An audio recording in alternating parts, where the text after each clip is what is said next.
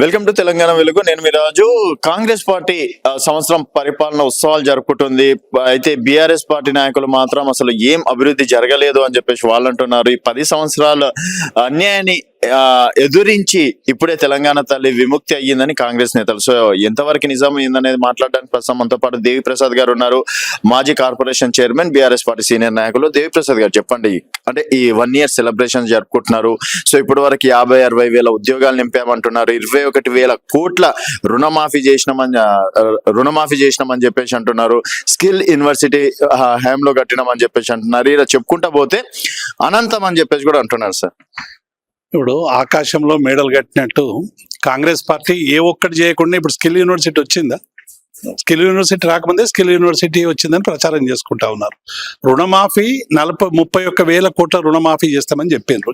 చెప్పి ఇప్పుడు ఏం చేసిండ్రు? 22 లక్షల రైతులకు 17,000కు దాన్ని కుదించారు. మళ్ళీ 3,000 కోట్లు మళ్ళీ నిన్న రిలీజ్ చేసినామని చెప్తా ఉన్నారు. అంటే మళ్ళీ 20,000 కోట్లకు వాళ్ళు కుదించినటువంటి సందర్భాన్ని చూస్తాం. రుణమాఫీ ఇప్పటి వరకు పూర్తి కాలేదు. పూర్తి అయిందని చెప్పి మహారాష్ట్ర ఎన్నికల్లో ప్రచారం చేసుకుంటే మహారాష్ట్ర ఎన్నికల్లో ఉన్నటువంటి వాళ్ళందరూ కూడా తెలంగాణకు ఫోన్ చేసి తెలుసుకొని ఎవరికేయానో వాళ్ళకే ఇచ్చారు ఓటు. అట్లాగే రెండవది రైతు భరోసా. ఇలా రైతులందరూ కూడా వ్యవసాయం మీద ఆధారపడే తెలంగాణ బతుకంతా కూడా ఆగమైపోయింది. అసలు రైతు బంధు గతంలో మేము ఎన్నికల కమిషన్ ఆపడం వల్ల ఆగిపోయినటువంటి రైతు బంధు మాత్రమే ఇచ్చారు తప్ప రైతు భరోసా అనేటువంటిది ఇప్పటి వరకు కూడా ఇవ్వనటువంటి నేపథ్యాన్ని చూసాం. పెన్షన్లు 2,500 నుంచి 4,000 చేస్తామన్నారు. పెన్షన్ లేదు. ఇవాళ ప్రపంచ దివ్యాంగుల అంతర్జాతీయ దినోత్సవం. ఇవాళ 4,000 నుంచి 6,000 దివ్యాంగులకు పెన్షన్ వేస్తామన్నారు. 12 నెలలుగా ఎదురు చూస్తున్నారు, కాలేదు. 48 గంటల్లో 317 జీవోను పరిష్కరిస్తామని చెప్పినారు. స్థానికతకు సంబంధించినటువంటి జీవోలో అసలు ఆ వడ్డే లేకుండా చేసిండ్రు.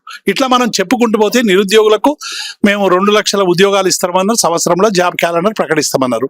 50,000 ఉద్యోగాలు ఇచ్చినామని చెప్పి డాంబికాలు వేపుకుంటారు. ఇవాళ టీజీపీఎస్సీ చైర్మన్ ఇవాళ మహేందర్ రెడ్డి గారు ఇచ్చిన ప్రకటన ఏంటంటే 12,403 మాత్రమే మేము నింపినాము నోటిఫికేషన్ల ద్వారా అంటాడు. అంటే 37,000 ఉద్యోగాలన్నీ కూడా మేము ఇచ్చిన నోటిఫికేషన్ల ద్వారా, మేము జరిపించిన ఎగ్జామ్ల ద్వారా నింపినట్టే అనేటువంటి విషయం చాలా స్పష్టంగా అర్థమవుతా ఉంది. అంటే మొత్తంగా చూస్తే కూడా టోటల్ గా ఈ సంవత్సర పాలన అంతా ఏడుపులు, రోదనలు, పెడబొబ్బలు అనేటువంటి విషయం తప్ప పైగా ఉద్యోగుల సమావేశం నిన్న హెల్త్ కి సంబంధించిన కార్యక్రమం జరిగింది. ఆ కార్యక్రమంలో కూడా ప్రభుత్వాన్ని బదనాం చేసేటువంటి వాళ్లకు ప్రజలు బుద్ధి చెప్పాలని చెప్తా ఉన్నాడు. ప్రజలు ఎవరెవరికి బుద్ధి చెప్పినారు?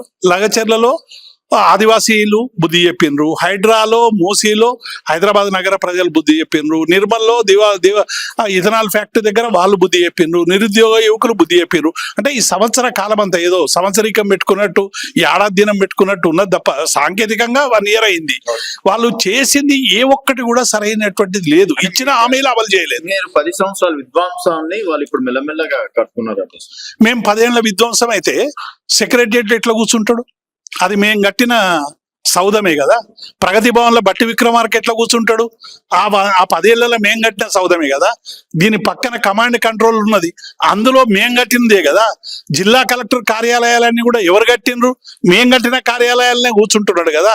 కాళేశ్వరం నీళ్లు ఇవాళ వచ్చి ఇంత పంట పండిందంటే దానికి కారణం ఎవరు? కేసీఆర్ కదా. చుక్క నీళ్ళు లేకుండా ఈరోజు దేశంలోనే వరి ఎక్కువగా పండారు. మళ్ళీ అంతకుముందు ఎందుకు వండలేదు? కాళేశ్వరం లేనప్పుడు ఎందుకు వండలేదు? అంటే ఇవన్నీ కూడా ఏంటంటే ప్రజలు మేము ఏది చెప్తే అది రాసుకుంటారు పత్రికలు, మేము ఏది చెప్తే అది ప్రజలు వింటారు, మేము ఏది చెప్తే అదే నడుస్తారు అనే ఒక దురహంకార పూరితమైనటువంటి మాటలతో ఈ ప్రభుత్వం మాట్లాడుతున్నది తప్ప ఏ ఒక్క సమస్యను కూడా సరైనటువంటి రీతిలో పరిష్కరించలేదు. ఒక ఉచిత బస్సు అనేటువంటిది నడుస్తూ ఉంది. దానికి కూడా అనేక ఇబ్బందులు ఉన్నప్పటికీ కూడా చేసినామని చెప్తాం కదా. 22 లక్షలకు రుణమాఫీ చేసిండ్రు. ఇంక 20 లక్షల మంది చేయమని అడుగుతా ఉన్నాం. రైతు భరోసా మీరు పట్టించుకోమని అడుగుతా ఉన్నాం.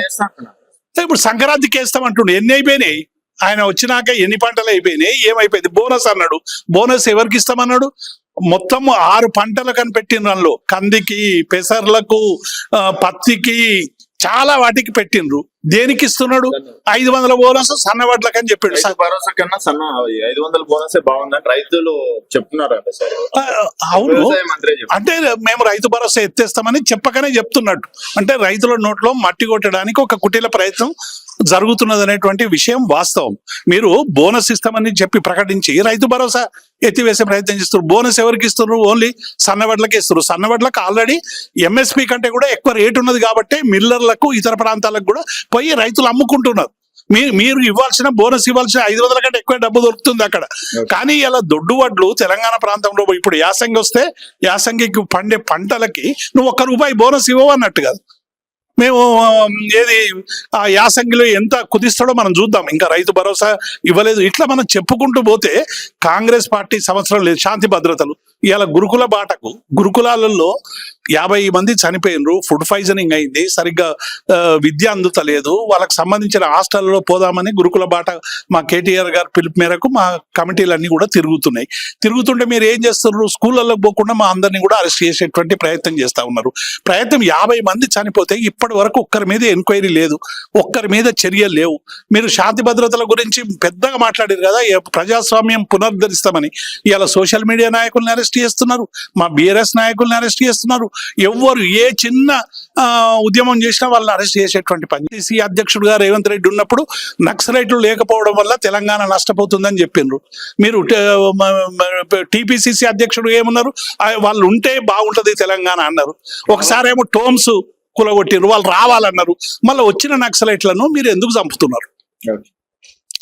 నిజంగా మేమేంటో శాంతి భద్రతల్ని మీరు డెఫినెట్ గా ఇవాళ నక్సలైట్లు మీరు అరెస్ట్ చేసేటువంటి అవకాశం ఉన్నా కూడా అరే ఎందుకు అరెస్ట్ చేస్తలేరు? అరెస్ట్ చేయండి, జైల్లో పెట్టండి. మా హయాంలో 10 ఏళ్లలో జరిగిన ఒకటే ఒక ఎన్కౌంటర్, శృతి ఎన్కౌంటర్ కి సంబంధించి. దాని తర్వాత ముఖ్యమంత్రి గారు సీరియస్ గా రివ్యూ చేసి మన రాష్ట్రంలో ఎన్కౌంటర్లు ఉండొద్దు, అరెస్టులు చేయండి. ఎవరైనా హింసను ప్రోత్సహిస్తే గానీ, లా అండ్ ఆర్డర్ చేతులకు తీసుకుంటే గానీ డెఫినెట్ గా ప్రభుత్వం చేయాల్సినటువంటి పనులు చేస్తుంది. కానీ అమాయకంగా నిద్రపోయినప్పుడు అన్నంలో విషం పెట్టి చంపిన వార్తలు కూడా వస్తా ఉన్నాయి. కాబట్టి వీటి మీద మీరు అంటున్నది ఏంది, జరుగుతున్నది ఏంది అనేటువంటి విషయాన్ని ఇలా డెఫినెట్ గా ప్రజలు అడుగుతా ఉన్నారు. ఇలా కనీసం వాళ్ళ దగ్గరికి పోయి ఆ శవాలను మేము స్వాధీనం చేసుకుంటామని బంధుమిత్రులు పోతే కూడా వాళ్ళకి చేస్తలేరు.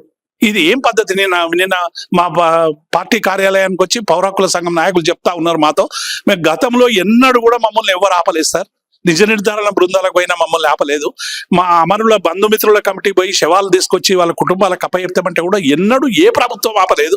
మరి ఈ కాంగ్రెస్ ప్రభుత్వం ఏం రోగం వచ్చిందో ఇవాళ మమ్మల్ని బోధిస్తలేదు, కనీసం ఫోటోలు కూడా తీసుకొనిస్తలేదు. అని ఏడొచ్చింది. ఇందిరమ్మ రాజ్యం అంటే ఏం నిర్బంధం అన్నట్టే కదా. ఇందిరమ్మ రాజ్యం అంటే రేవంత్ రెడ్డి దృష్టిలో ఏముందంటే నిర్బంధం, అడిగినోడిని గొంతు నొక్కడం, ఎక్కువ మాట్లాడితే అరెస్ట్ చేయడం, లేకుంటే కేసులు పెట్టడం, ఇది తప్ప ఇంకోట్లేదు. Okay sir. సో మొత్తానికి 1 year పాలనలో మాత్రం ఎక్కడ కూడా ఎవరు కూడా సంతోషంగా లేరని దేవిప్రసాద్ గారు అంటున్నారు. ఇది దేవిప్రసాద్ గారితో స్పెషల్ ఎఫెక్ట్.